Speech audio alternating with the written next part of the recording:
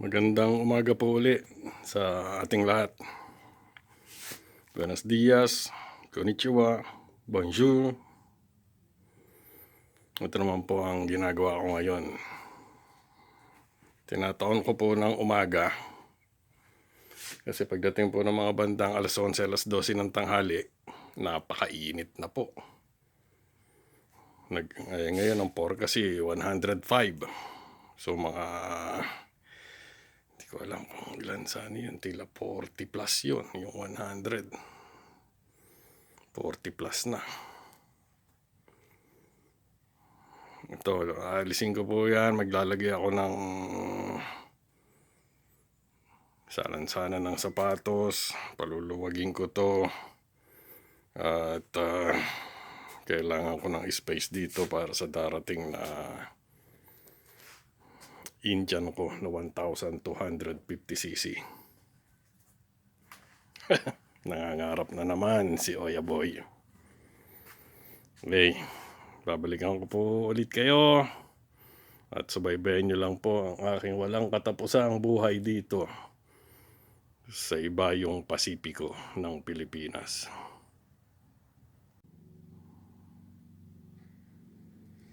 Na-clear ko na po. Magkakalas na ako ng mga shelves at kailangan ko pang maghanap ng mga brackets kung meron akong stock. Pag wala, yun, kailangan nang bumili. Pero pag meron pa, alam ko meron pa eh. Well, yun muna ang gagamitin natin.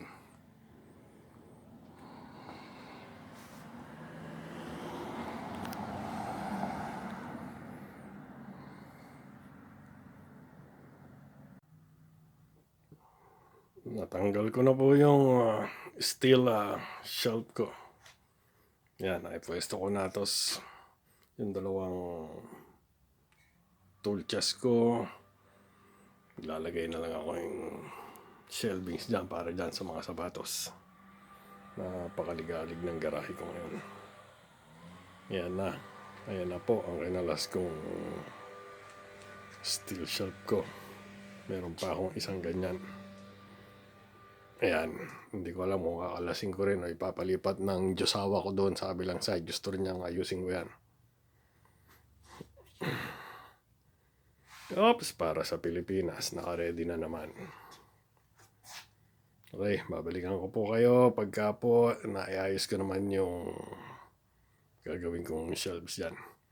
Maghahanap pa ako kung may nakastock akong mga bracket. Kung wala, bibili. Nakikabit ko na po yung pinakataas na shelf. Nilipat ko na rin yung armory ko doon. I mean, amo ko doon. Nasa loob ang armory. Magliligpit po muna ako. Mag-aakot muna sa likod para maliwanag uli at nang makita ko anong mga dapat sumunod. Well, Sabado po ngayon. Ito ang trabaho ko pag Sabado. At tatanggalin ko tong salan-sana na yan. Do-donate ko na yan para lumuwag dito. At magkakadalawa yung gagarahe dyan.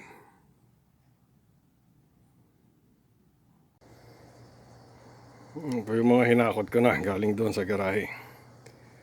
Dito naman ako. Open Sesame! Tidin! Humuhugot ng mga kahoy kong ginagamit.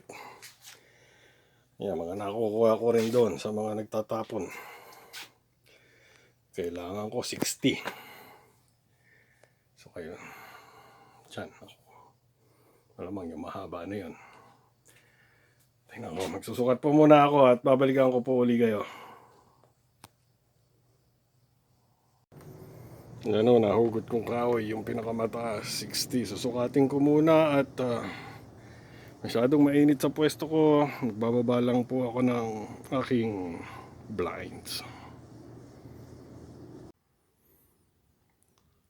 Nakabit ko na po yung second shelf. Kita nyo naman, pakis-pakis. Kung ano lang yung mahugot ko sa mga stock ko. Pero yan na ang last.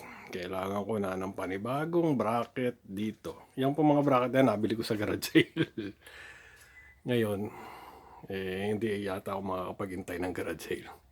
Kailangan ko nang pumunta sa Lowe's para malagyan ko. Gaano pataas yun, hanggang doon. Para malagyan ko hanggang isa pa. O isa, dalawa pa. Dalawang 60. Pati kahoy, magpapakis-pakis na ako at kakalasing ko na po ito. Magkahawan na ako, maglilinis na ako bukas naman. Okay, maraming salamat po. Kita-kita ulit tayo bukas.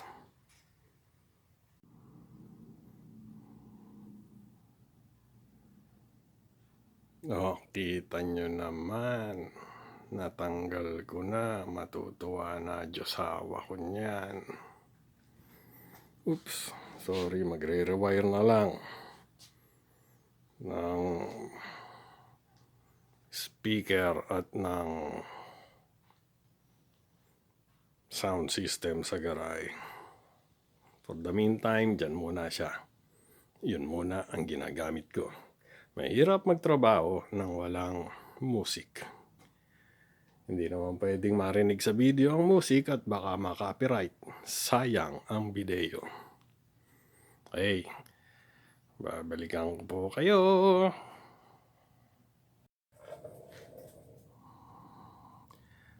Habang naggagawa po ako dito sa garahe ay naggagarage sale ako.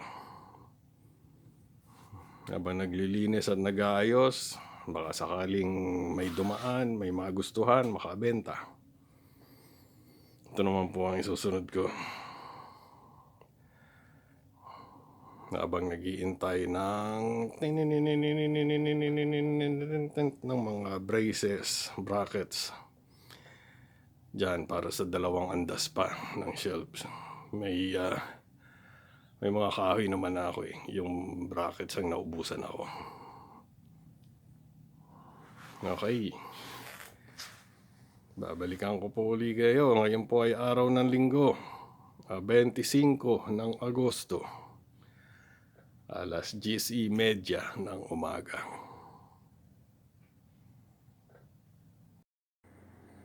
Natanggal ko na po ang cabinet na puti.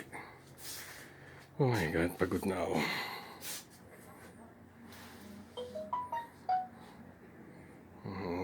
Po, mga na-clear ko na mga gamit.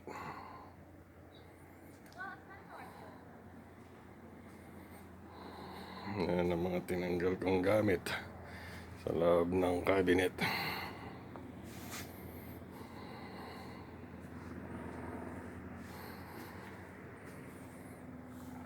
May naririnig akong aeroplano.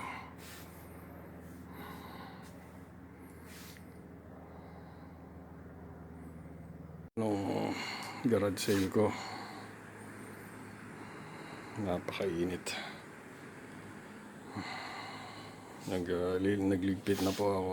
Magagarahin na ng sasakyan. At bukas na uli. Naiayos ko na rin yung nando doon. Finishing touch na lang. Mag-wire na lang ng sound system. At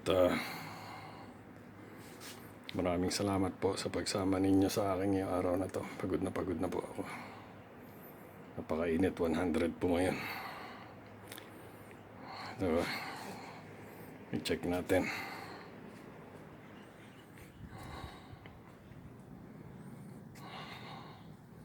Papasok na po ako sa loob at nade-dehydrate na ako.